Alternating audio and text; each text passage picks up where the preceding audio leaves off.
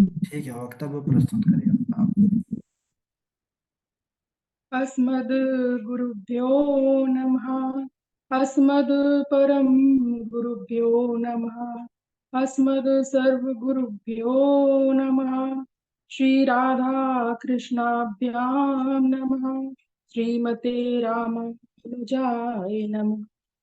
लंबोदरं परमसुन्दरेकदन्तं पीताम्बरं त्रिनयनं परमं पवित्रम् उद्धदिवाकरनिभोज्ज्वलकान्तिकान्तं विघ्नेश्वरं सकलविघ्नहरं नमामि। नारायण नमस्कृत्य नरं चैव नरोत्तमं देवीं सरस्वतीं व्यासं ततो जयमुदीरयेत्। कृष्ण तुदीय पद पंकज पंजरांतम अध्यव में विशतु मानस राजहंसः। प्राण प्रयाण समय कपवात पित्तै कंठा विरोधन विदो स्मरणं कुतस्तै। करारविंदे न पदारविंदम मुखारविंदे विनिवेशयन्तम् वटेव पत्रस्य पुटे शयानं बालं मुकुन्दं मनसा स्मरामि। रामाय रामभद्राय रामचंद्राय वेदसे रघुनाथाय नाथाय सीताय पते नमः। अंजनानंदनं वीरं जानकी शोकनाशनं कपीशमक्षहन्तारं वन्दे लंका भयङ्करम्। मूकं करोति वाचालं पङ्गुं लङ्घते गिरि यत्कृपातमहं वन्दे परमानन्दमाधवम्। भक्त भक्ति भगवंत गुरु चतुर नाम बपुए किनके पद वंदन किए नासत विघ्न अनेक। अनंत कोटि ब्रह्मांड नायक अचिंत कल्याण गुण गण निधान सर्वेश्वर सर्वाधिपति अकारण करुणा वर्णालय अकारण अकारण करुणा कारक सकल जन कल्प भारत परात्पर परम ब्रह्म अनंत कोटि कंदर्प दर्प दलन पटियान निर्गुण सच्चिदानंद घन परमात्मा श्री कृष्ण एवं श्री राधा रानी जी के युगल चरणा बिंदों में दास का बारंबार प्रणाम। समुपस्थित भगवत भक्त भागवत कथा अनुरागी सज्जनों भक्तिमय मातृ शक्ति भगनी बांधवों सिया राम में सब जग जानी करहूं प्रणाम जोर जुग पानी। भागवत महापुराण की जय। श्री मैत्रेय मुनि जी विदुर जी से कहते हैं कि स्वयंभू मनु और शत्रुपा के प्रियवत और उत्तानपाद नाम के दो पुत्र थे। उत्ताना उत्कृष्टा युक्ता पादा संतति ध्रुव ध्रुवो यश उत्तान पादा।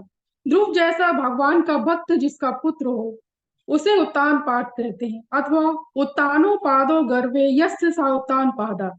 माता के गर्भ में जिसके पैर ऊपर होते हैं ऐसे जीवात्मा को भी उत्तान पाद कहते हैं। महाराज उत्तान पाद की दो रानियां थी, सुनीति और सुरुचि। जिसके वेद शास्त्र के अनुरूप जिसका व्यवहार होता है आचरण होता है उसे सुनीति कहते हैं।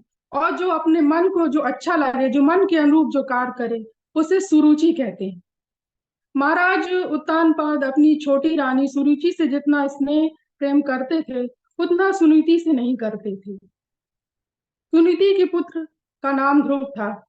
जब हमारे कर्म हमारे आचरण जब वेद शास्त्र के अनुरूप होते हैं तो ही हमारी संतान ध्रुव जैसी भगवान की भक्त होती है। सुरुचि के पुत्र का नाम उत्तम था। एक दिन महाराज उत्तानपाद सुरुचि के पुत्र उत्तम को गोद में बिठाकर बड़ा ही लाड़ प्यार कर रहे थे। तभी खेलते खेलते ध्रुव जी भी वहां आते हैं। उन्होंने देखा कि पिताजी मेरे भाई उत्तम को गोद में लेकर प्रेम कर रहे हैं, स्नेह कर रहे हैं। तो वह भी तो बालक थे, उनकी भी इच्छा हुई कि वह भी अपने पिता की गोद में बैठे। और जैसे ही वह अपने पिता की गोद में बैठने के लिए जाते हैं उनकी भी माता सुरुचि उन्हें रोक देती है और कहती है, यद्यपि तो तुम राजा के पुत्र हो परंतु इस सिंहासन में बैठने के अधिकारी नहीं हो। यदि इस सिंहासन में बैठना चाहते हो, यदि इस सिंहासन में बैठने की अभिलाषा है तो भगवान शिव की आराधना करो और मेरे गर्भ से जन्म लो। माता सुरुचि के ये वचन उस बालक ध्रुव के कोमल हृदय पे तीर की तरह लगते हैं। वे बड़े ही दुखी होते हैं और रोते रोते अपनी माता सुनीति के पास जाते हैं। जब माता सुनीति ने देखा कि ध्रुव जी रो रहे हैं तो उन्हें गोद में बिठाया और पूछती हैं कि क्यों रो रहे हो, तुम्हारे दुख का क्या कारण है, मुझे बताओ। परंतु वह तो रोए ही जा रहे थे, कुछ बोल नहीं रहे थे। तभी उनके जो बालक मित्रगण थे वे आते हैं और सारा वृत्तांत बताते हैं कि किस प्रकार से उनकी विमाता ने उनके साथ व्यवहार किया। जब माता सुनीति को यह पता चलता तो वह भी बड़ी दुखी होती, परंतु वह अपने आप को संभालती हैं और ध्रुव जी से कहती हैं कि मां मंगलम तात परेशु मनस्ता भुंक्ते जनो यत पर दुखस्य तत। हे ध्रुव पुत्र, हमें जो है कभी किसी के अमंगल की कामना नहीं करनी चाहिए। जो किसी दूसरे की अमंगल की कामना करता है अथवा दूसरों को दुख देता है वह तो स्वयं ही उसका फल भोगता है। यद्यपि वह तुम्हारी सौतेली माता है, परंतु उन्होंने जो कुछ भी कहा वह एकदम सत्य है। यदि तुम सिंहासन की इच्छा है तो भगवान परमात्मा की आराधना करो। जब ध्रुव जी ने माता की इस प्रकार के वचनों को सुना, उनके उपदेश को सुना, तो वह वन के लिए चले जाते हैं। माता सुनीति ये विचार करती है, सोचती है कि ध्रुव जो है पहले ही से ही इतने दुखी हैं, यदि मैं उन्हें वन में जाने से रोकती हूँ तो वह और दुखी हो जाएंगे। इसलिए वह उनको वन में जाने से नहीं रोकती हैं और सोचती है कि जाएंगे और थोड़ा खेल के घूम फिर के आ जाएंगे। उन्हें वह ये नहीं जानती थी कि वह वहां जाके भगवान की आराधना करने के लिए ही जा रहे हैं। इधर जब ध्रुव जी वन में जाते हैं तो वहां मार्ग में उन्हें देवर्षि नारद मिलते हैं। वह ध्रुव जी से बोलते हैं कि पुत्र, इस निर्जन वन में तुम क्या कर रहे हो। तब वो कहते हैं कि मेरी विमाता के ने मुझे मेरा बड़ा ही अपमान किया है, इसलिए मैं सिंहासन की अभिलाषा से भगवान की आराधना करने के लिए यहाँ पे आया हूँ। देवर्षि नारद जी कहते हैं कि बेटा, इस छोटी सी अवस्था में क्या अपमान और क्या सम्मान, तुम अब घर लौट जाओ, क्योंकि तुम जिस परमात्मा की आराधना करना चाहते हो वो बड़ी ही कठिन है। बड़े बड़े ऋषि मुनियों ने जन्मों जन्मों तक उनकी आराधना करी, फिर भी उन्हें वे प्राप्त नहीं कर पाए। तब ध्रुव जी कहते हैं कि सौतेली माता के वचन ने मेरे हृदय को छलनी कर दिया है, इसलिए अब आपका उपदेश इसमें ठहर नहीं रहा है। यदि किस प्रकार से मैं भगवान की आराधना करूं यह आप बताना चाहते हैं, मेरा मार्ग प्रशस्त करना चाहते हैं, तो उपदेश करिए, अन्यथा मुझे आपकी कोई आवश्यकता नहीं है, आप यहाँ से चले जाइए।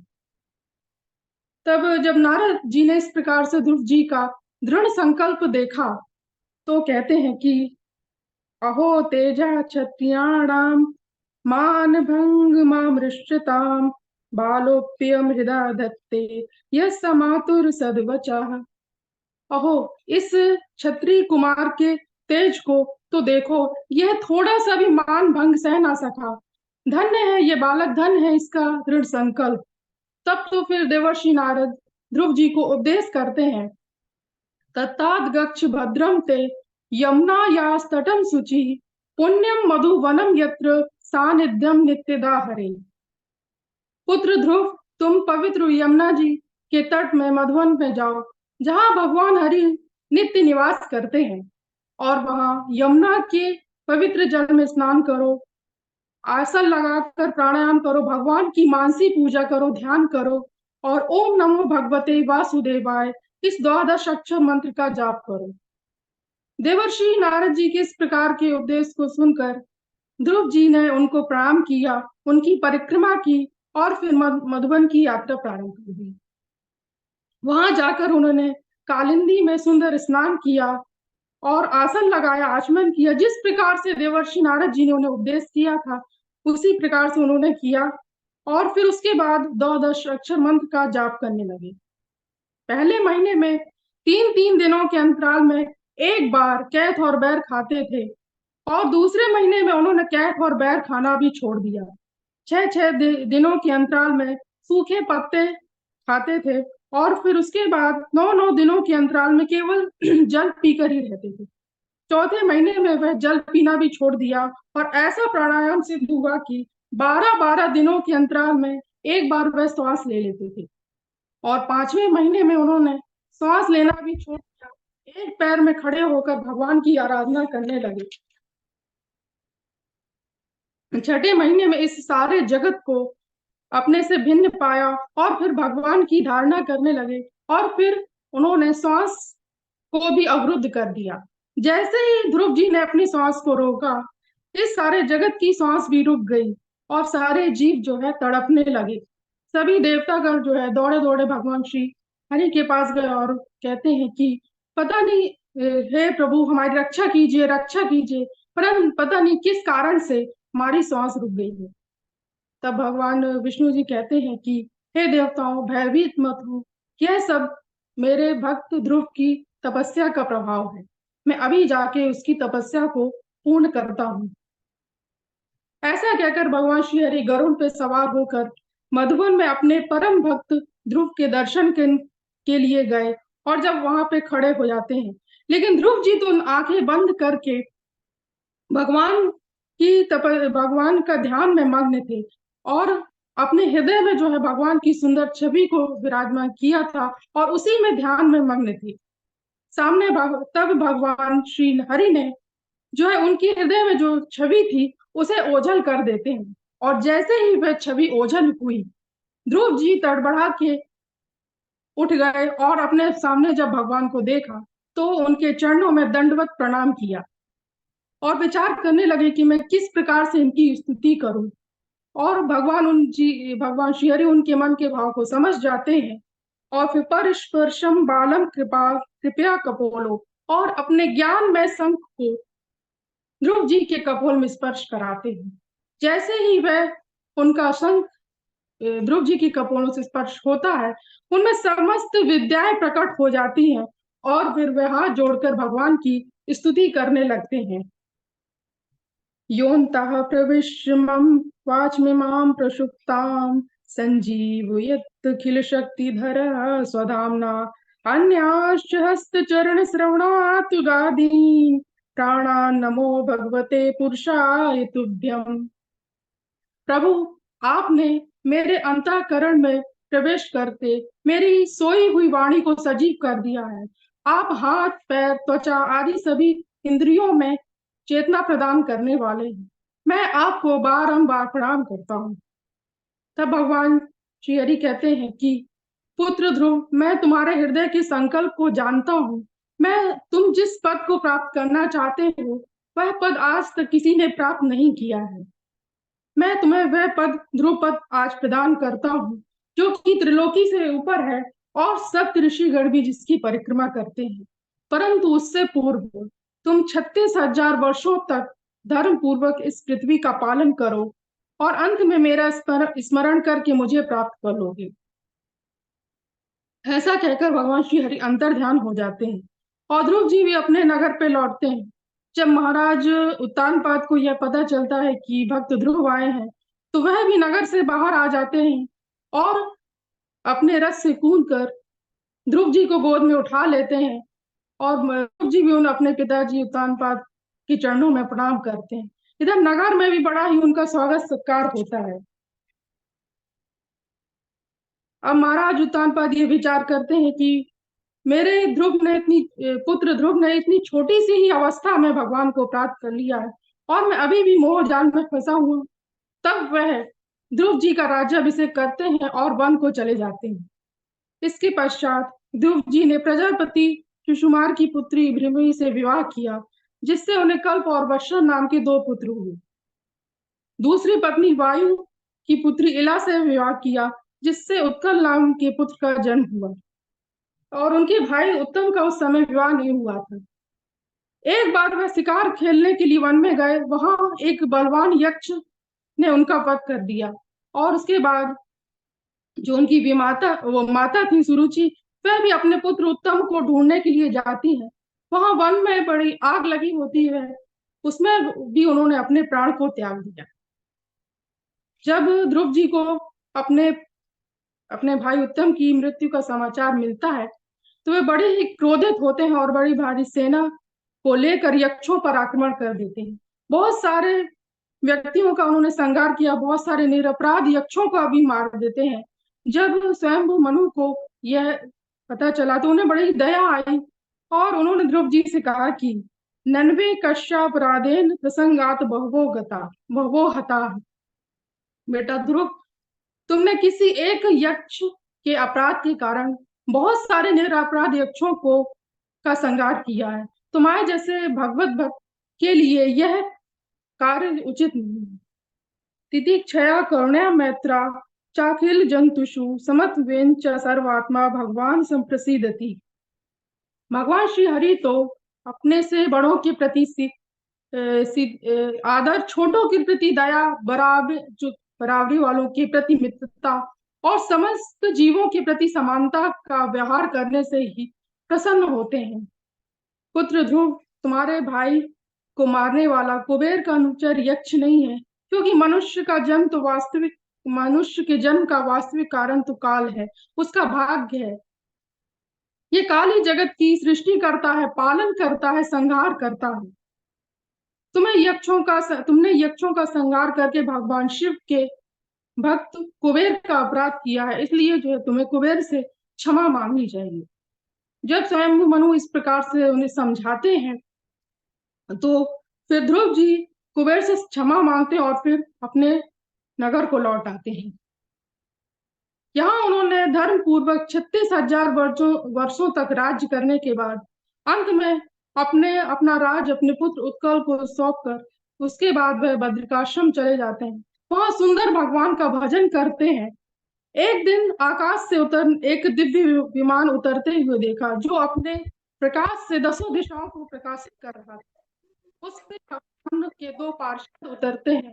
ध्रुव जी ने उन्हें प्रणाम किया और विमान की जो है परिक्रमा की, और जितने भी आश्रम में साधु जन सभी को प्रणाम करते हैं और विमान में चढ़ने लगे। तभी दक्षिण दिशा से मृत्यु देवता आते हैं और कहते हैं कि इस पृथ्वी में कोई भी जीव नहीं है जो कोई भी जीव ऐसा नहीं है जो मेरा वर्ण किए बगैर ही जा सके। तब ध्रुव जी वो कहते हैं कि मैं जो आपको स्वीकार करता हूँ। मृत्यु देवता ने कहा कि आप तो भगवान के अनन्य भक्त हैं, आप मेरे सिर पे पैर रखकर विमान में चढ़ जाइए। मृत्योर्मूर्धन्य पदम दत्वा आरोहाद्भुतम गृहम। मृत्यु देवता के सिर पर पैर रखकर ध्रुव जी विमान में चढ़ गए। जब विमान आगे चलने लगा तो वह कहते हैं कि रुको रुको, मैं अपनी माता को साथ ले लेता हूँ। तब भगवान के पार्षद कहते हैं कि कुलम पवित्रम जननी कितार्था वसुंधरा पुण्यवती चतेन अपार संवित सुख सागरेश्मिन लीनम परम ब्रह्मणे यस्य चेता। ध्रुव जी जिसका चित्त भगवान में लगा हुआ है, उसका कुल पवित्र हो जाता है, माता कृतार्थ हो जाती है और वह भक्त जहाँ जन्म लेता है वहाँ की वह भूमि तीर्थ हो जाती है। फिर आप जैसे भगवान के भक्त की माता पीछे कैसे रह सकती है? देखिए जो आगे विमान जा रहा है उसमें आपकी माता है। सोकुल धन्य उमा सुनु जगत पूज्य सुपुनीत श्री रघुवीर परायण जहि नर उपज विनीत। ध्रुव जी ने त्रिलोकी को पार कर सप्त ऋषि मंडल से भी ऊपर ध्रुव पद को प्राप्त किया। बोलिए भक्त ध्रुव की जय। आगे तो गुरु। जी बहुत बढ़िया, बहुत अच्छा सुष्मिता त्रिपाठी जी। ध्रुव जी महाराज की पावन कथा भी हम सबको श्रवण करा रही थी, बहुत अच्छा। अब हमारे झा जी बताएंगे। बहुत सुंदर सुष्मिता जी, बहुत सुंदर। और आज तो आपका श्लोक भी एकदम क्लियर साफ साफ निकल रहा था। बहुत सुंदर, बहुत सुंदर। राधा माधव की कृपा बनी रहे आपके ऊपर। बहुत सुंदर।